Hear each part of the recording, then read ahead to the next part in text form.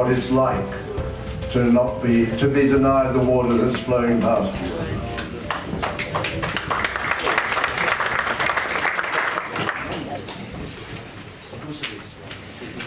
Thanks very much, David, for the invitation, and gee, I tell you what, you can't keep up with Alan James, can you? You'll have to excuse me, I've had a bit of a chest infection, but Malcolm Turnbull, I'd like to wring his neck.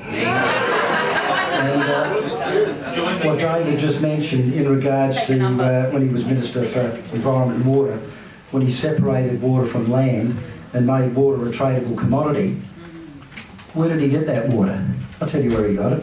He stole it from the mum and dad farmers of Australia. Yes. That's exactly what he did. It's no different to me coming into your home, stealing your car and selling it. That's exactly what he's done to us. I've got dams on my property. I've got creeks on my property, bores. And when we sink a bore, buy a rainwater tank, build a dam, we pay for the infrastructure. And the reason I started FLAG Australia, Food Producers Landowners Action Group Australia, was back in 2010, November 2010, and I went to a natural resource management meeting. And I knew nothing about these deals, I really didn't. I was just going about my business. And there was 150 people there, and there was 8 of these Department of Water out the front. And I listened to their jargon for about an hour and a half. And I got up and I said, can you tell us who owns the rain? It was deadly silence. I asked again, deadly silence. The third time this little fella stood up and he said the Crown. I said, okay. I said, well, if you own the water, we own our infrastructure, we own our dams, we own our bores and rainwater tanks. We'll bill you for the storage of your so-called water. Another guy stood up and said, guess what, mate, in a real smirky voice, there's a court system. And it was just like a movie screen flashed in front of me. I don't read much, I'm no academic like these chaps. And I could see exactly what's happening. That's why I started FLAG Australia, because we are fighting for the right to grow clean, healthy food for all of you. We are already net food importers in seafood and fruit and veg. We have a look at the massive drought that's just happened, the 100-year drought, and it is absolutely devastating. But they'll get through that, and believe me, there's an old saying, the longer the drought, the bigger the wet, and when it rains, it's going to rain. We wait to see. But what we've got to put up with is government legislation. I've got a situation on my farm where, probably because I stir up government a fair bit and they hate my guts, I can't put another dam on my property. I can't drought-proof my property. It's in the Angus Bremer catchment because it's all to do with this environmental flow, which Alan mentioned. Flows to the Future program. And I want to bring up Nick Xenophon's name now, where Nick Xenophon allegedly negotiated a deal with the State Labor Party in South Australia to get the Federal Liberal Party to put up $12.5 million to put low-flow bypasses on our dams. Those of you that don't know what a low-flow bypass, in short, it stops water going into our dams. So it actually puts us in a man-made drought. So this drought will end, but legislation is absolutely killing us. My daughter has just bought a property just up from me, so she couldn't put in a dam. They needed another dam to drought-proof their property, but they could put a bore in. They went down 115 metres. The water they struck was absolutely stuff full, and it was far too salty, 8,000 parts per million.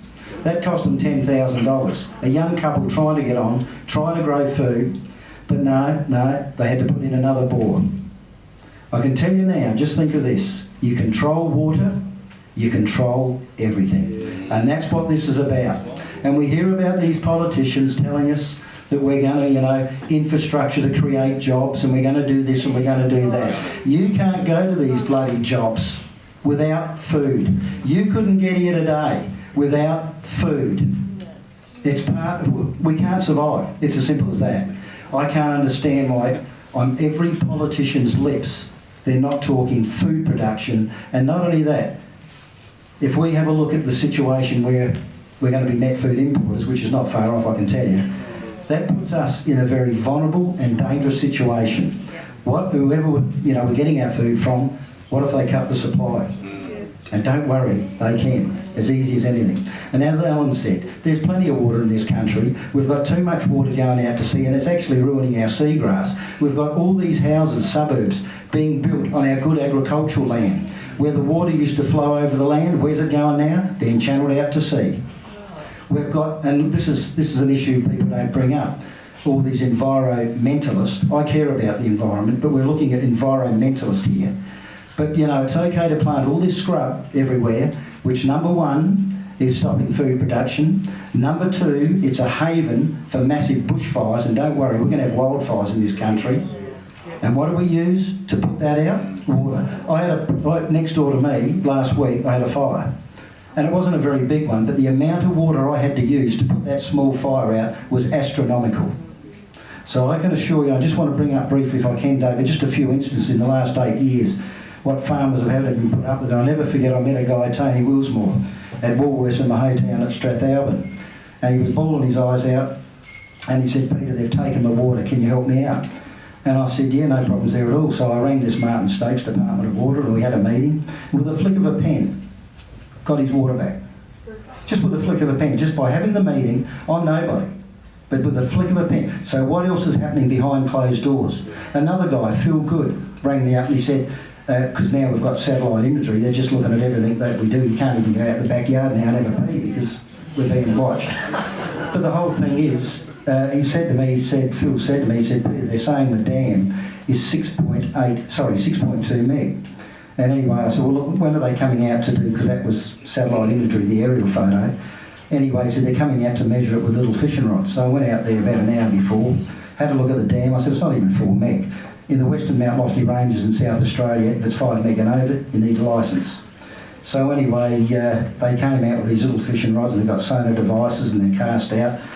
And I said, look, mate, this is absolutely ridiculous. I said, but actual fact, not far from here, Flag Australia put up thousands of dollars to get a dam accurately measured, and the Department of Water overestimated just one dam by 1 million gallons. So they're guessing with our livelihoods. So how would you people like to go and get your bank statement and have a look at it, if you're lucky enough to have a few thousand in it? Hell, that's gone. You ring up the bank manager and say, listen, mate, I had a few thousand here, it's gone. I don't worry about it, we're only guessing. That's what they're doing to us. And believe me, we are in serious, serious problem. Tony Abbott, build more dams.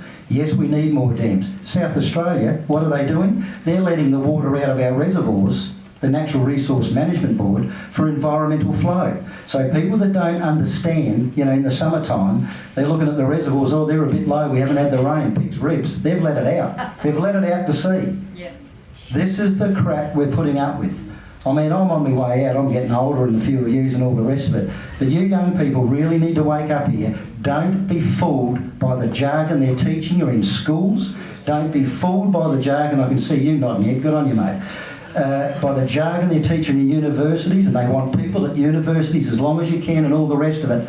Nah, get out while you can. Get out and get your hands dirty. It should be compulsory that kids go to stations, beef stations, sheep stations or whatever, and see what is really going on, what we have to put up with to put that food on your table. And already, I'm a butcher by trade, I had my own butcher shop for years, and I'm a beef cattle producer, and the price of rump steak, T-bone, you know, years ago you'd sit down to a rump steak, decent sized T-bone, you go and buy it now. You can't. Average Australians will not be able to afford to buy it.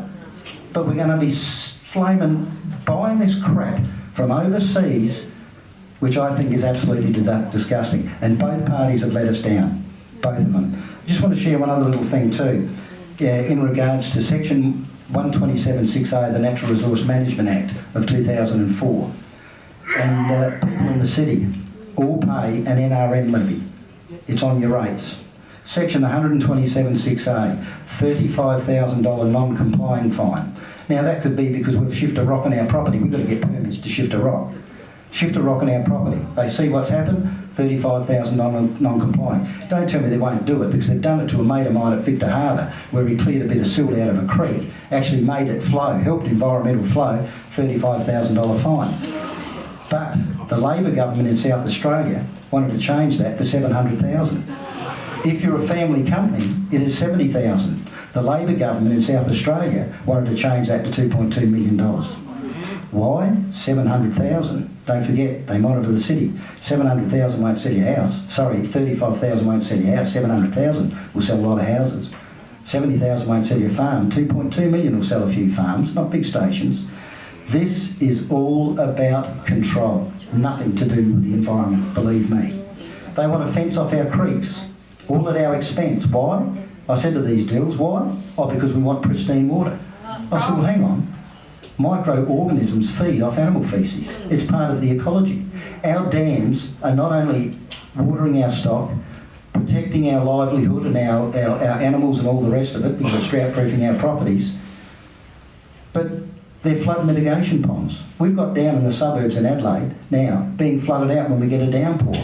But they can put these wetlands and these dams and these flood mitigation ponds in these suburbs, but we can't put another dam on our properties to grow food for all of you. People really need to wake up on what's going on. Don't be fooled by this environmentalism. I could talk all day, I really could, and I won't, but I want to thank David very much for inviting me along. But honestly, just keep your ears and eyes open, because we're in serious trouble, and we are very, very lucky to have this man here, the best talkback host in Australia. He knows his stuff. Thank you.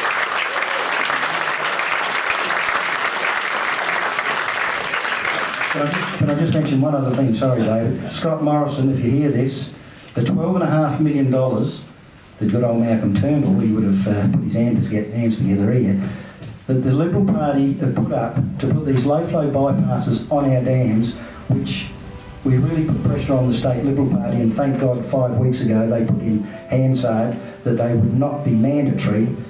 Scott Morrison, this $12.5 million, redirect that money to the drought-stricken farmers.